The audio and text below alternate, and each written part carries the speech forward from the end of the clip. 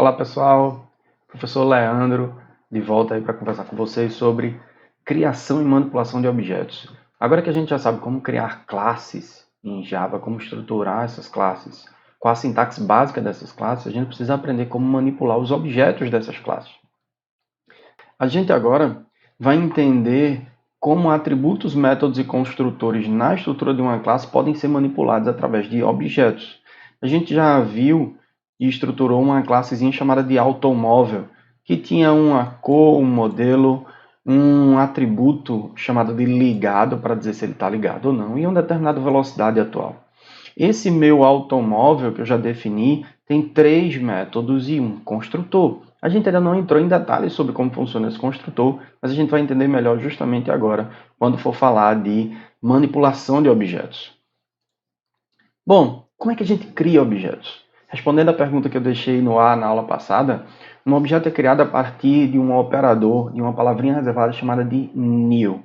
Toda vez que eu uso um new e o nome de uma classe, eu estou pedindo para a máquina virtual criar para mim um objeto daquela determinada classe. Uma vez criado esse objeto, um espaço de memória reservado para ele é criado e nesse espaço reservado é armazenado os valores de cada um dos atributos e a possibilidade de executar um método em cima desse determinado objeto. Óbvio que a gente tem que lembrar que antes de criar um objeto é necessário que uma classe exista.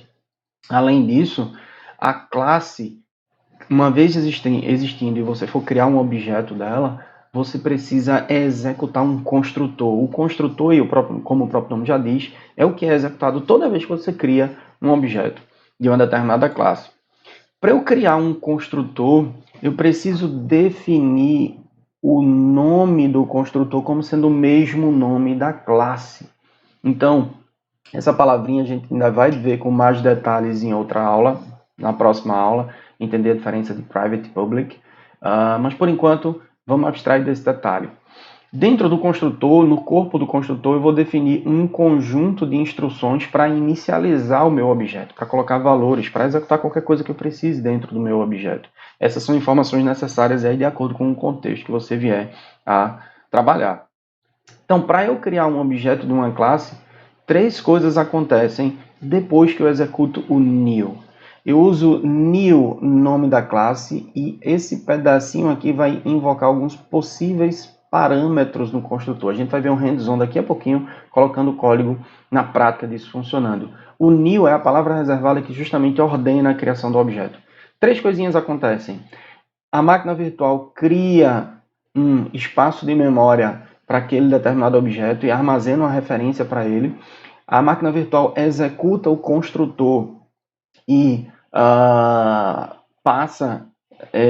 inicializa os valores dos atributos, e no final da execução do construtor, a máquina virtual devolve uma referência para ser utilizada pelo programador. Você pega essa referência e pode fazer alguma coisa. Você pode guardar numa variável local, você pode guardar num atributo, você pode manipular essa referência, invocando métodos e alterando valores dos atributos do seu objeto. Uma pequena observação: se a classe apresentasse mais de um construtor, o construtor a ser executado após o uso do new seria equivalente àquele com o mesmo número de parâmetros que você passou aqui na hora do construtor, certo? Então vamos para um exemplo bem simples aqui, um hands-on disso. Temos aqui um Eclipse aberto com a classe automóvel. Veja que eu deixei em 2 telinhas aqui a classe automóvel, já do jeito que a gente escreveu, atributos, construtores, métodos. E aqui do lado uma outra classe. Vejam que essa outra classe está dentro do mesmo projeto aqui, certo? Essa outra classe que eu estou chamando aqui de teste simples conta. E essa outra classe não vai ter nenhum atributo ou construtor. Ela vai ser simplesmente uma classe com um método main. Só para a gente separar o código da classe automóvel da classe que executa efetivamente um método main. Nesse cara aí sim eu posso criar um objeto. Como é que eu crio um objeto? New automóvel. E ele cria para mim um objeto. O que é que eu vou fazer com o resultado da execução dessa expressão? Eu vou guardar numa variável local. Toda variável em Java é fortemente tipada, salvo exceções de algumas versões mais novas de Java que permitem vars, permitem variáveis que não são tipadas. Mas vamos falar isso em outro momento. Eu crio uma variável automóvel, vou chamar ela de meu carro, recebe new automóvel. Feito isso, eu estou armazenando a referência desse objeto nessa minha variável local dentro do meu método main, que está dentro dessa classe. Certo? Então, essa variávelzinha local aqui, ela só existe dentro do escopo do método main, e com essa variávelzinha que eu vou conseguir manipular o meu carro. Certo? Digamos, eu vou fazer aqui meu carro e usar o ponto. No momento que eu uso o ponto, vê o que acontece. Essa ferramenta de desenvolvimento, a IDE, o Eclipse, abre para mim aqui um completador de código. Você quer acessar o atributo cor, você quer acessar o atributo ligado, você quer acessar o atributo modelo, você quer acessar o método acelerar, o método frear, o método ligar.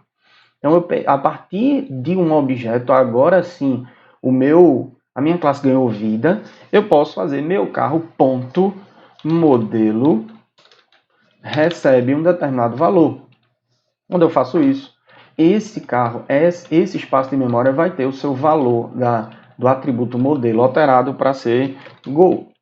Meu carro ponto ligado, ou meu carro ponto cor, recebe azul. E eu também posso executar métodos a partir desse carro. Meu carro ponto acelerar. No momento que eu executo esse método acelerar, o que é que está acontecendo aqui? Dentro do escopo deste objeto e somente neste objeto, o método acelerar é executado. Ou seja, quando eu estou executando esse pequeno programinha de criar o objeto e executar esses caras e depois chamar o método acelerar, meu carro vai ter a velocidade ainda zero. Meu carro ainda está zerado, ele está parado. Quando eu chamo o método acelerar, o que acontece? Nesse objeto, esse pedaço de código é executado. É bom lembrar que no momento que eu crio esse objeto, o que está acontecendo nesse pedacinho de código aqui? O construtor é executado. Esse cara aqui é executado, ou seja, meu carro inicialmente vai ter uma cor amarela, vai ser de modelo Gol e vai estar inicialmente desligado. Ligado recebe falso. A velocidade vai ser zero. No momento que eu saio alterando, eu vou alterar isso aqui para outro nome só para a gente saber. Eu mudo o meu modelo, mudo minha cor e acelero o carro. Acelerar executa esse pedacinho de código que altera a minha velocidade para ser a velocidade atual, que inicialmente era 0, para ser mais 10.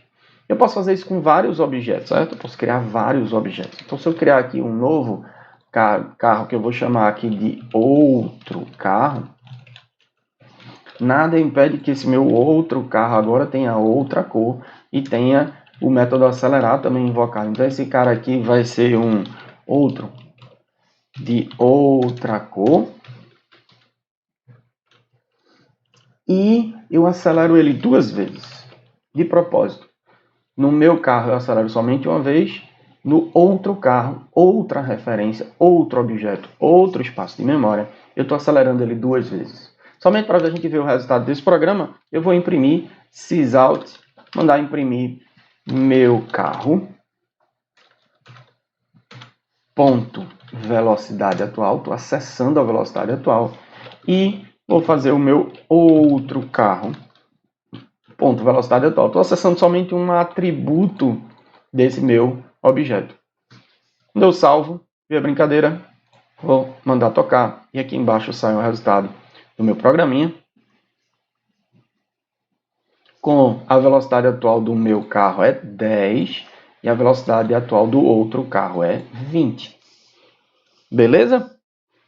Bom, a gente poderia fazer outros e outros exemplos, como o exemplo de uma classe conta. Imagine uma classe conta, e eu vou deixar aqui um outro teste em aberto, para a gente visualizar. E essa classe conta a gente vai usar várias vezes durante o nosso curso, certo? A classe conta, digamos que a classe conta tem dois atributos, um número e um saldo, e a classe conta tem um construtor que inicializa o saldo com 0 e o número com um valor padrão como 000-0. Quando um número vai ser representado como string, eu estou colocando entre aspas duplas, tá vendo? Eu estou definindo aqui dois métodos, um método creditar e um método debitar. O método creditar recebe como parâmetro um determinado valor e o método debitar recebe como parâmetro também um determinado valor. O que é que eu faço no creditar? Pego o saldo atual e somo com o valor que me foi passado. O debitar subtrai o valor. Para eu criar uma conta, mais uma vez, conta minha conta, nome da variável, recebe new conta. Feito isso, o que está acontecendo aqui? Esse pedacinho de código executa o construtor da minha classe. O saldo 0 e o número, esse aqui que a gente está vendo. Com a referência minha conta, eu posso fazer minha conta.creditar. E o creditar, veja que ele está esperando um determinado valor. Quando eu passar aqui um determinado valor 50, automaticamente a conta vai ter o seu valor alterado. Minha conta ponto saldo, só para eu acessar esse cara, mandar imprimir o saldo da minha conta e a gente vai ver que ele vai ter o saldo alterado para 50. Tá aqui o resultado do meu saldo, certo? Bom, somente para finalizar, alguns detalhes em relação à nossa instanciação de objetos.